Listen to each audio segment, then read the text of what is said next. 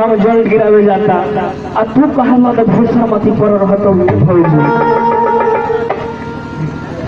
भौजी जा कलश का कहिए न दो हमके कुछ बुझेबे ना करना हमारी को पूजा पाठ में मन ना लगेला तब वो बतौले रहे ननदी समझौले रहे कैसे भैया पेट बढ़ा के आ जा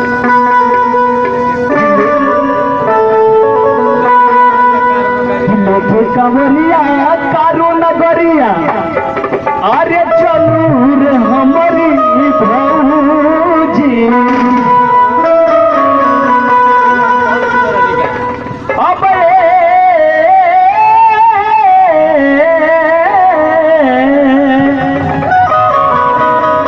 भौजी रे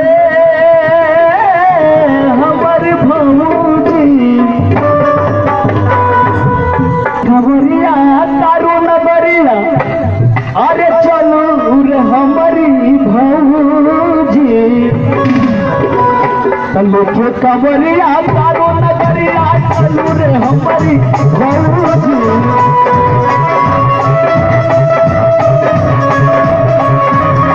खबरिया तारू नगरिया चलू रे हमारी भौजी अरे चलू रे हमारी भौजी अरे बाबा जी है बधिया सुनवा सुन रे भौजी अरे बाबा जी है बधिया सुनवा सुन रे भौजी क्या बात है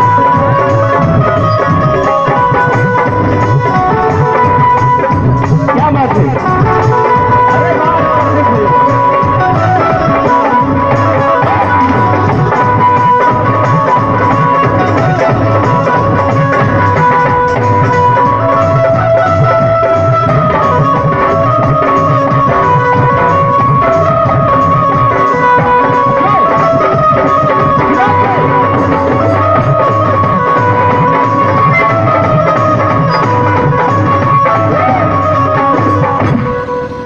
बड़ा सुंदर पुरस्कार बीके डीजे साउंड सर्विस ब्रिज भार डीजे साउंड सर्विस मोहरई की धरती से कि बबुआ कोर से 51 रुपये का पुरस्कार मिला है। लड़का बड़ा बढ़िया हो एक साउंड भी बड़ा बढ़िया बाजेला माई लक्ष्मी जी करस के बबुआ के दिन गुना रात से गुना हो तू ध्यान दे तोरो मशीन दूसर के छेड़छाड़ मत करो। सब भैया लोग बहुत बहुत पलगी बा प्रणाम बा माई बहनों को बहुत बहुत पलगी प्रणाम बा और उन्ना नदी कहले रहे भौजिया से का खिलला फुलवरिया और फूल के नवा जैसे रे भौजी ए हमर भौजी अरे भौजी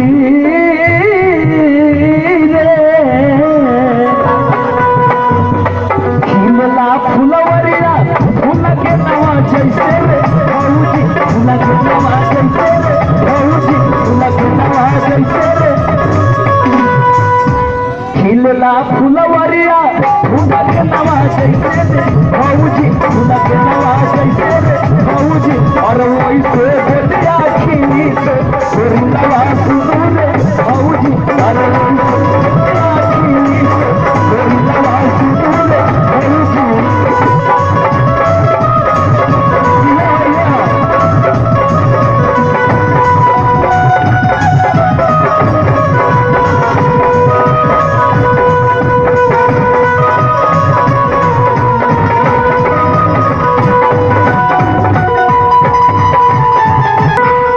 रात के सारा सिंदार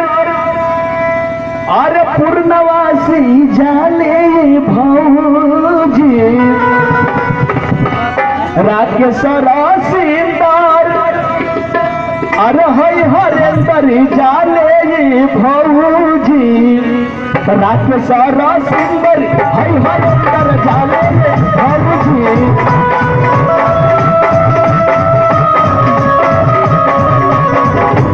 सारा सिंगर गिरजा भार जाले भौजी गिरजा भार जाले भौजी गिरजा भार जाले हर जाली जितेंद्र करेला दर्शनवा सुनू रे भौजी हर जाली जितेंद्र करेला दर्शनवा सुनू रे भौजी हर जाली